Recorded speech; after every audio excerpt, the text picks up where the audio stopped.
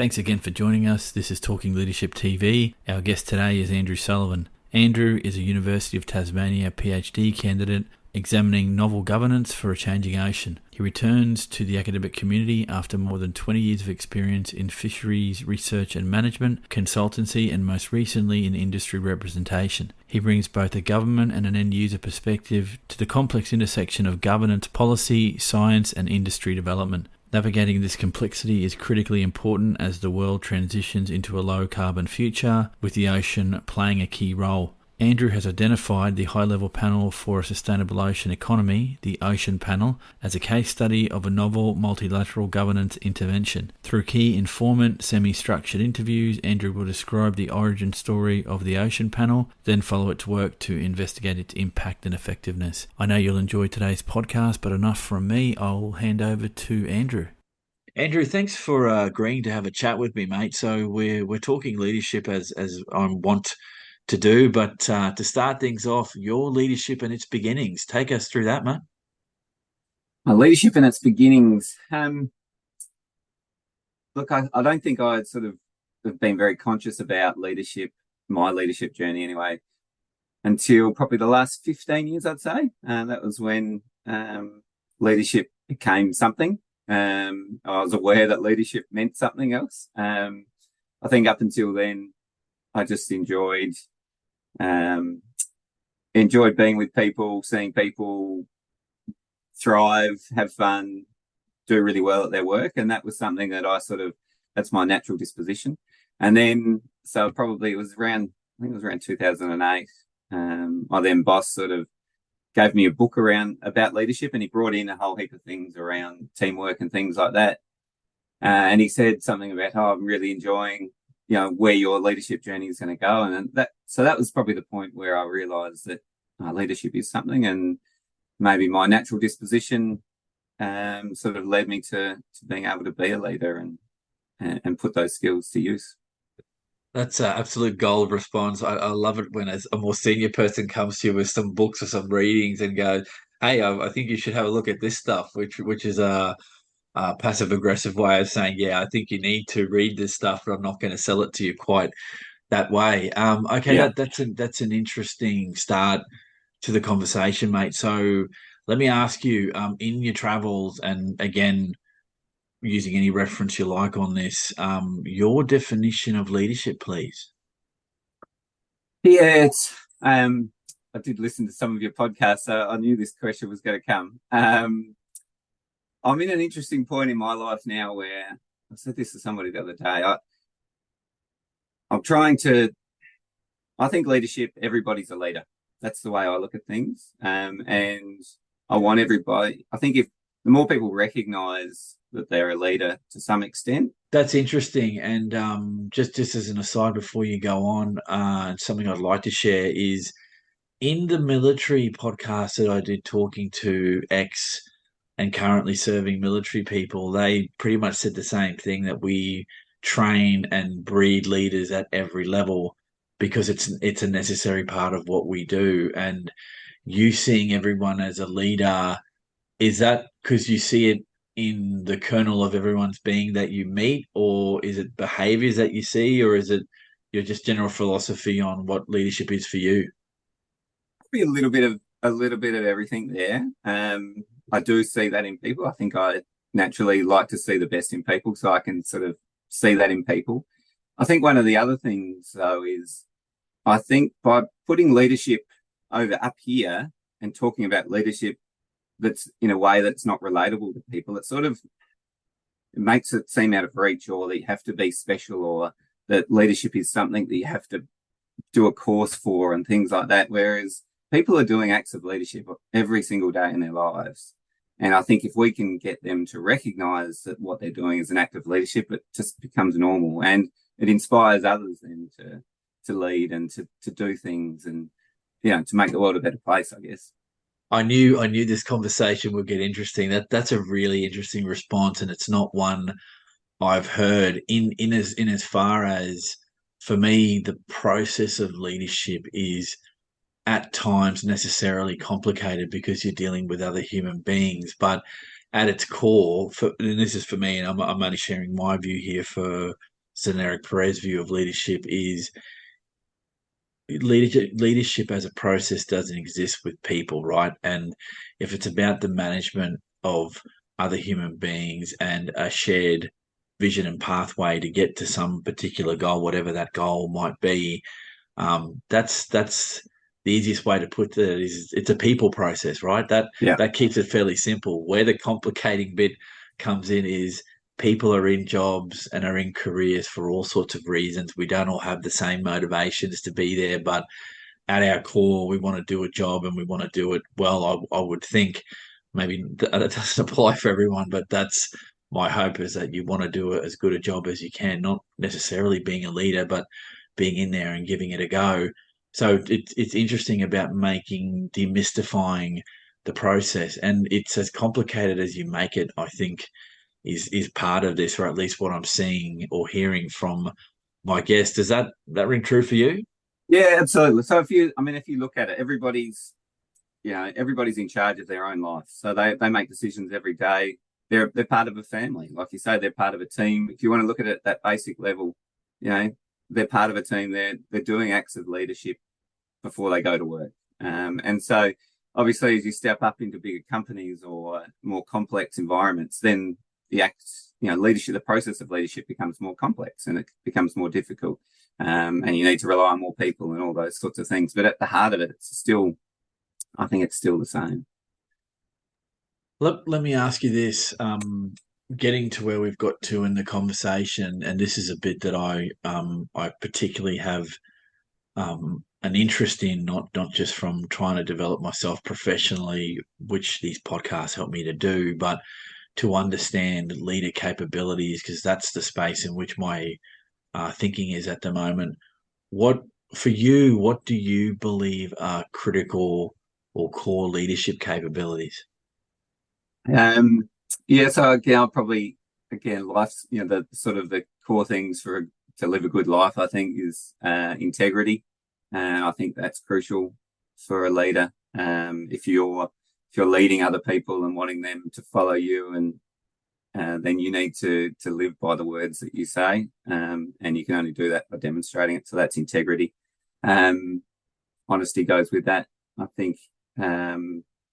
And something else I've been thinking about recently, we talked in the intro, I had a friend pass away this week. She was quite young, 47, and one of her strengths was kindness. She was just kind to everybody that she came across in her life. And I think reflecting on that this week, I think if you can bring kindness into your leadership, I think it's a really underrated skill. And in fact, I knew this question was coming, Eric, too, and I thought last night my daughter came home from guides and she got elected. She's only 9. She got elected as a patrol leader for a guides group, which was really cool. And I was putting her to bed and I said, how do you feel about that? And she was like, oh yeah, really good. And I said, oh, what do you think?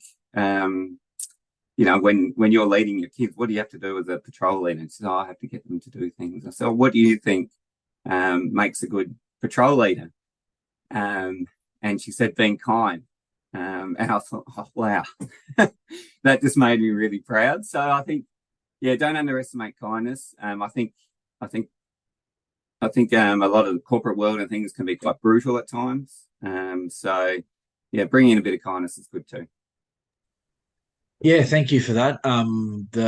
The spread of responses to that particular question is as varied as the people that I've spoken to, and it often comes up. Some of the what in some of the literature you read is called your soft skills, understanding what those things are. I think it's in some ways the hardest thing to bring out and to demonstrate kindness and authenticity and the things that you've raised and others, that you have to be prepared to make yourself vulnerable as a leader to do that, because as soon as you start doing that, you demonstrate that you're just as human as the people you're leading, and you have a title, but that doesn't separate you from the herd. It just brings more responsibilities on your shoulders than not. And 100% agree. Congrats to your daughter for the for the step up. You could be looking at the next PM, so don't underestimate that at a young age that these things, these traits can be fostered. I don't. So I'm happy to share something as you did, that when I was young, leadership and trying to lead people was the least important thing in my head until I started to do some studies and started to think about the world a little bit. And I think we all come to this very different, and you chase different things. I wanted to ask you this as an aside, but related to these questions, if I can, Andrew, is do you think you mature into a view of leadership as you go along in your career? I'm just talking in general, but if you want to talk about your career, please do. But do you think that morphs over time, or do we all have a core of what we think is good and we just build on that over time? I'm genuinely interested in that, in finding out your response to that, mate. Yeah, look, I mean, yeah, life's a journey of learning, I think. And so the more you learn, the more I think the more you learn and the more choices you've got, the more you see, and so the more options you've got. And I'm just trying to think where I'm going with this now. I just think the more you experience things, the better you get at something. It's a practice. And so, and you go in life as you get older, you sort of see things that are important to you, understand which things are important, which ones are not. You also tend to not sweat some of the other things, and you sort of, you move on quickly and that sort of thing. And so, you can be, I don't know, a little bit more, you tend to be more honest about things as well. So I think as you go, through developing your leadership, maturing in life, it all gets better. And I know you hit this. I feel like I'm in a point in my life where I'm hitting a bit of a sweet spot in terms of still got energy, mind's still pretty sharp, body's still pretty good as well. And yet I've amassed this knowledge over the last 20 to 30 years, which I can put to use and hopefully share it with the people around me as well. Yeah, nice. I like that response. So, share something else with me if you can. Looking at the world of leadership that you're involved in or have been involved in, what do you see are still some key issues that remain, let's say, under-addressed from a leadership standpoint? Yeah, look, I think I've been involved in the seafood industry for most of my career.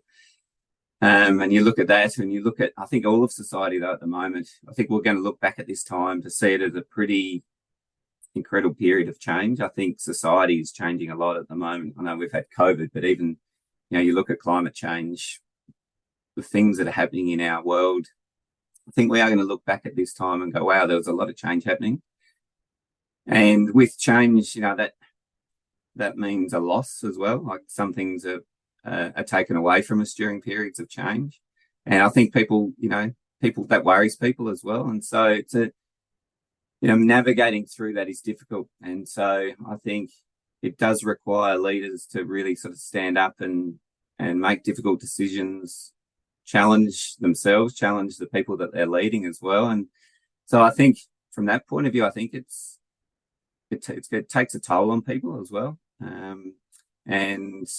So I think, again, if we're a little bit kinder to our leaders, it would be helpful.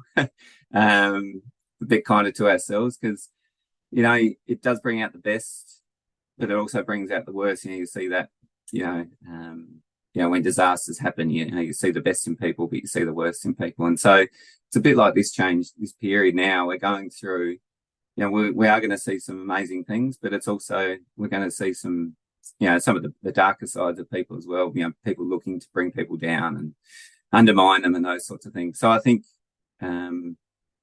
if we can focus on a bit of that kindness during this period, I think that would benefit us.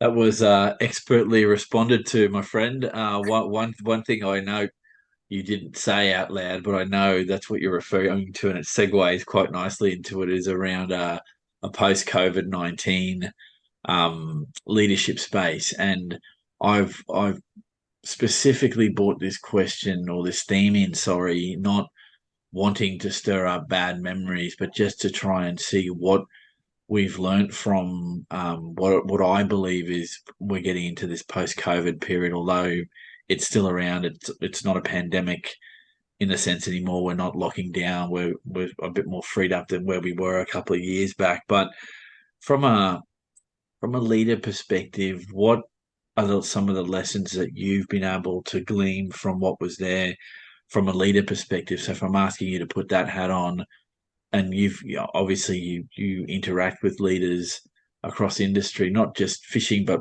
possibly others. Have you seen much of a material change, or is it too early to say? Um, Look, my first response would probably be no. I can see us going quickly back to the way it was before. It's sort of a bit of a rush back. Having said that, I think there is some pretty significant structural changes to the way we do things that have obviously happened. Whether it's changed the leadership, my leadership, I don't think it's changed my leadership too much. I think during a period like that, probably what it does do is it brings a focus to things. Like a crisis brings a lot of focus to things. So you sort of learn. You probably learn. You might have progressed a little bit quicker in your in the development of your skills, your leadership skills, or your crisis management skills, those sorts of things. But I'm not sure it's fundamentally changed the way leadership occurs. Sure. That's an interesting response on a number of fronts. For me, what I draw from that response is the process hasn't been impacted, and I think I agree with you there. The bit that I'm still sort of weighing up in my own mind is if there really hasn't been fundamental change. It was more around the structure of work and how you deal with people during a crisis, and whether or not you have the strategic nous in your business and in your own operations to deal with challenges as they come as quickly as COVID threw up. It's more, what do we learn from that we can keep that makes us better at the process? Because what I've been hearing, and I've been sharing this on the podcast, is people have been, and I'm trying to paraphrase here, so I don't want to specifically go into quotes, but from paraphrasing, what I think I've been hearing is that from taking a post COVID-19 lens to all of this, is you look back on your practice and it either highlighted the very best parts and nature of human beings as leaders, but it also highlighted the very worst part in people. And I think it's an extreme to go that way, because we were under an unprecedented situation that nobody had a guidebook to get through. Yet it must have changed us in what our practice in some way. I mean, this is ripe for a study, and I'm sure there's going to be any number of books written about this. But I just get this feeling that as much as we collectively will revert back to type, there's going to be there's going to be long-term resistance to that, because COVID brought up some shortcomings in a lot of our leadership processes, not necessarily the people. I'm sure there were good, bad, and indifferent through this, like any process. But I think there's a bigger conversation there that we're not having, because we don't want to go back to a traumatic period. I just get the sense that there's something there that we're still not coming to grips with around the leadership stuff. I would suggest. Yeah, look, I should catch this as well.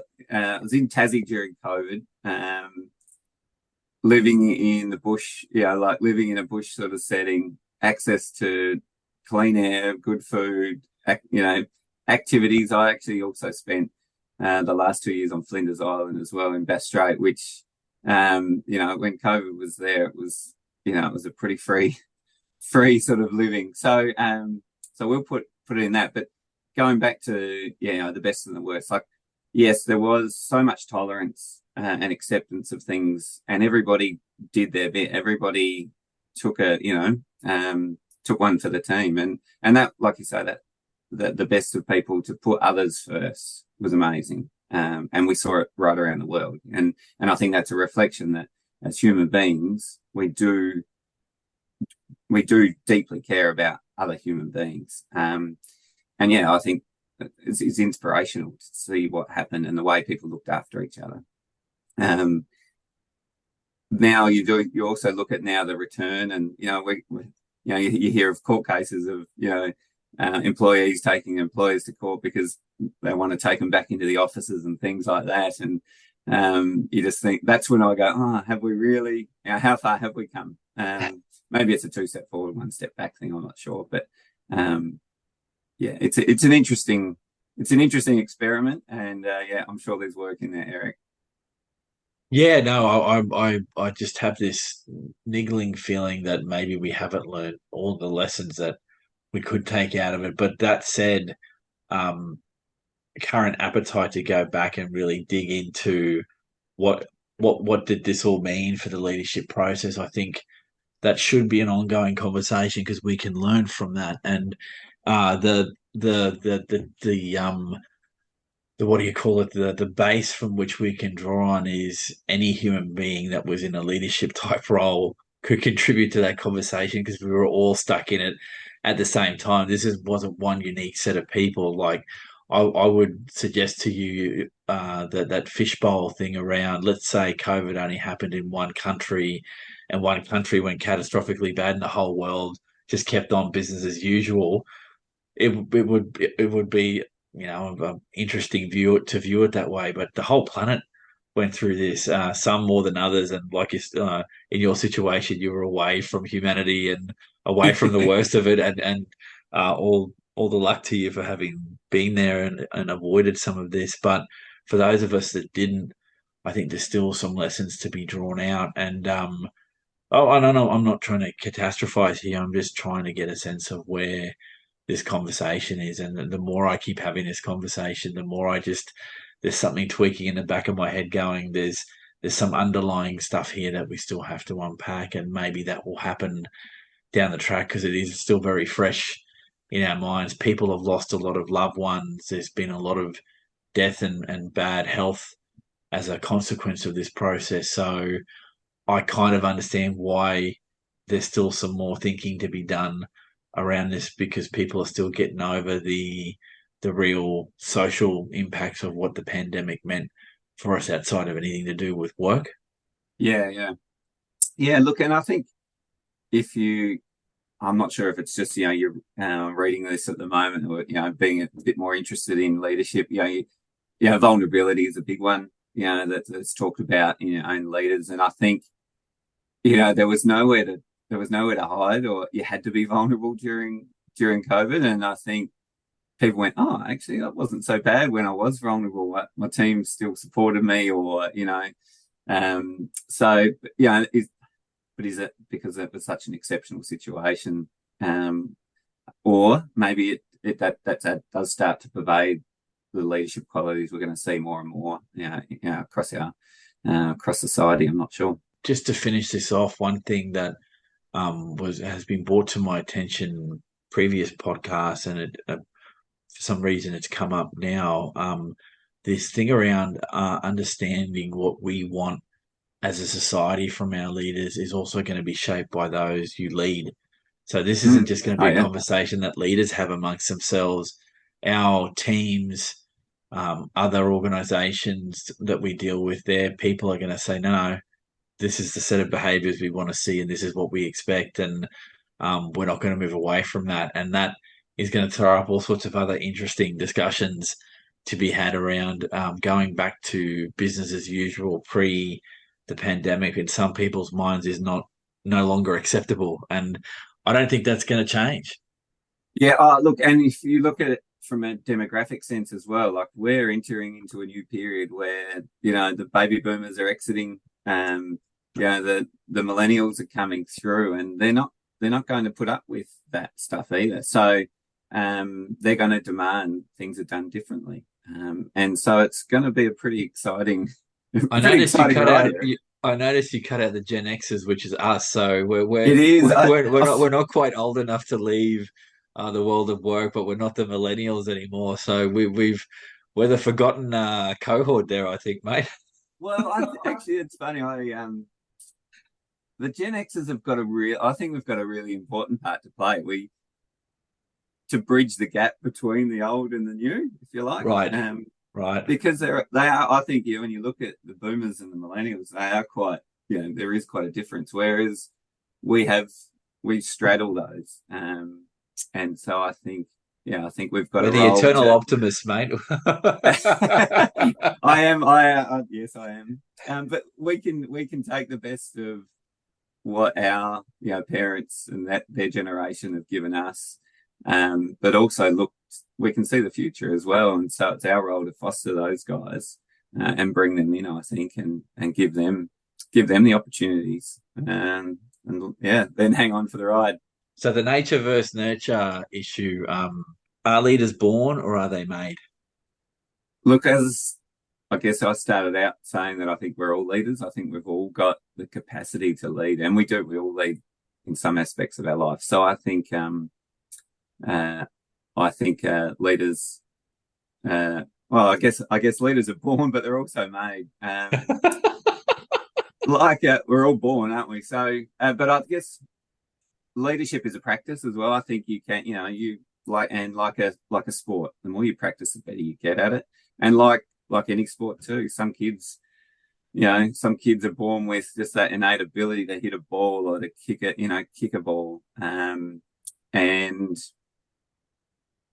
But then, so they're going to have, some people are going to have a desire to hone those skills more than others. But, and they're the ones they'll go up, they'll rise quickly through the leadership ranks, if you like. But yeah, definitely it's in us all. And I think if people take an interest in developing themselves and their skills, then they can apply those skills into whatever sort of part of their life and leadership roles that they've got, I think. Yeah, nice. Thank you for that. Final topic area, mate, if you can indulge me on this one, is looking back at your leadership pathway. What would you tell a younger version of Andrew Sullivan about being an effective leader? I'll share a little story, actually. I remember I was probably in grade about 7 or 8, I think, and there must have been an election or something like that in the class, and I said a line like, I think I'm a bit of a leader, and the smart ass kid in the class started ridiculing me, and thinking, oh yeah, he's a bit of a leader, yeah, he thinks he's pretty cool and all this sort of thing. And I remember, I've reflected on that, and I remember thinking, when he did that, I sort of sunk down and hid. I didn't want to put myself out there. And so now raising my own kids who are 13, 11 and 9, I don't want them to sink back down when they stick their head up and say they want to lead. So I think for me, it would be, don't worry, you're going to get a few cracks at you if you stick your head up, but, keep your head up. That's probably what my message would be. Thanks again for joining us, and that ends today's podcast. I'd like to thank Andrew for his time and insights regarding his leadership journey. I'd like to thank you for your support, and again, please drop a like or subscribe to help the channel grow. Have a great day, rest of your week, and we'll catch everyone on the next episode of Talking Leadership TV.